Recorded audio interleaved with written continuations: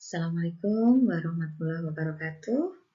Dalam minggu ini, mata kuliah Diplomasi Budaya akan mengenal atau membahas tentang gastrodiplomasi. Apa itu gastrodiplomasi? Nah, gastrodiplomasi sebenarnya diadopsi dari kata gastronomi. Kemudian jika diartikan ke dalam bahasa Indonesia, itu bermakna boga atau dalam istilah kulinernya. Nah, sebagaimana diutarakan oleh Presiden Indonesia Gastronomy Association, bahwa kuliner itu merupakan art of cooking atau penyajian masakan oleh seorang chef, sementara gastronomi sebagai the art of eating, yakni penjamuan makanan yang dihubungkan dengan nilai-nilai kebudayaan sehingga penikmat kuliner bisa memahami bahwa kuliner juga memiliki unsur sejarah, nilai, serta kebudayaan. Nah, gastrodiplomasi itu diplomasi yang menggunakan instrumen makanan atau food sebagai sarana untuk meningkatkan brand awareness bangsa, menekankan nilai-nilai yang memuat gambaran mengenai kebudayaan suatu negara. Nah, gastrodiplomasi menjadi alternatif bagi negara untuk memproyeksikan pengaruh mereka kepada publik negara lain. Nah, makanan menjadi sarana komunikasi nonverbal yang sangat kuat untuk mengubah persepsi publik internasional dan mempromosikan negara di panggung global. Meskipun ada banyak cara bagi suatu negara untuk menentukan dan memvisualisasikan identitasnya. Makanan adalah salah satu contoh yang nyata. Nah, 10 tahun terakhir, gastrodiplomasi berkembang sebagai cara bagi negara berkembang untuk mempromosikan diri mereka di panggung global. Nah, ini merupakan bentuk dari pendekatan soft power diplomasi. Gastrodiplomasi dikembangkan karena diplomasi tidak lagi hanya ditujukan untuk tataran pemerintah atau negara saja atau state saja, tetapi aktor-aktor internasional di tingkat publik. Nah, dengan bergeser pada aktor-aktor yang mempengaruhi para pembuat kebijakan di negara tersebut, seperti bisnis, media, kelompok kepentingan, maupun individu di masing-masing negara. Nah, bentuk diplomasi ini kemudian menambah daya jual negara pada forum internasional dan juga bisa memperkuat bargaining power. Meski peran makanan mempunyai pengaruh yang signifikan dalam pembentukan identitas baik individu maupun kolektif, peran sentral dari makanan sebagai kebutuhan dasar manusia, nah ini yang seringkali diabaikan dalam diplomasi. Nah, makanya digalakkan bahwa diplomasi hubungannya dengan perut, kebutuhan akan makanan. Ini pasti akan menjadi sesuatu yang luar biasa. Semua orang akan butuh ini. Nah, istilah kuliner di Indonesia memang baru populer secara umum pada tahun 2005, seiring dengan maraknya acara kuliner di berbagai televisi nasional.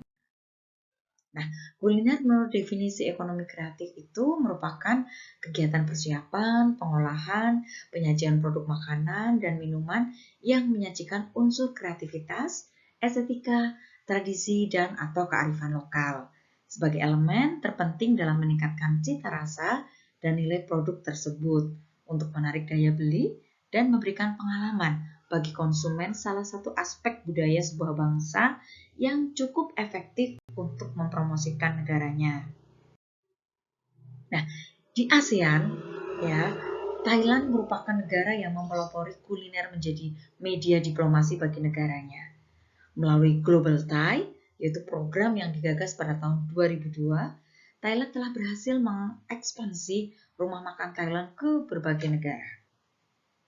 Misalnya saja dari data travelkompas.com, Kemenpar menyebutkan ada sekitar 6.000 restoran Thailand di berbagai negara, sementara restoran Indonesia sudah berjumlah sekitar 50 restoran, mungkin lebih di tahun 2020 ini.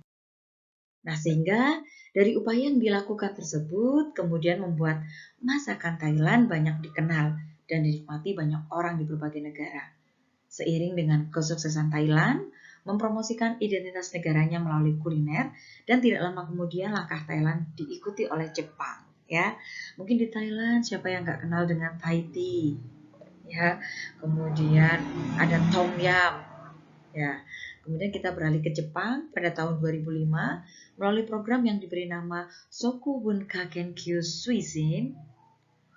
Kodankai Jepang dengan gencar memperkenalkan sushi sebagai makanan khas Jepang ke kancah internasional. Nah, Malaysia di tahun 2010, Malaysia melalui Kitchen for the World telah mempromosikan makanan halal Malaysia sekaligus memperkenalkan kepada dunia bahwa Malaysia adalah negara multicultural yang aman untuk dikunjungi. Upaya gastrodiplomasi yang dilakukan oleh Jepang, Malaysia, dan Thailand merupakan dampak prestis bagi negara-negara tersebut untuk dikenal di kancah internasional. Bahkan di Asia, ketiganya menjadi favorit ya para wisatawan asing untuk berwisata dan merasakan langsung kuliner asli negara tersebut. Kemudian bagaimana dengan Indonesia? Apakah Indonesia sudah melakukan gastrodiplomasi untuk memerkenalkan identitas negaranya melalui kuliner ke kancah internasional? Nah, dari pertanyaan tersebut tentu kita telah memahami bahwa Indonesia sendiri merupakan negara yang kaya akan sumber daya alamnya, bahkan dengan julukan sebagai negara kepulauan, tentunya Indonesia juga memiliki beragam jenis kuliner yang dapat dijadikan sebagai ikon keindonesiaan untuk dikenal masyarakat internasional. Nah, berbicara mengenai gastrodiplomasi, Indonesia sebenarnya juga telah melakukan hal yang serupa, seperti yang dilakukan oleh Jepang, Malaysia, dan Thailand.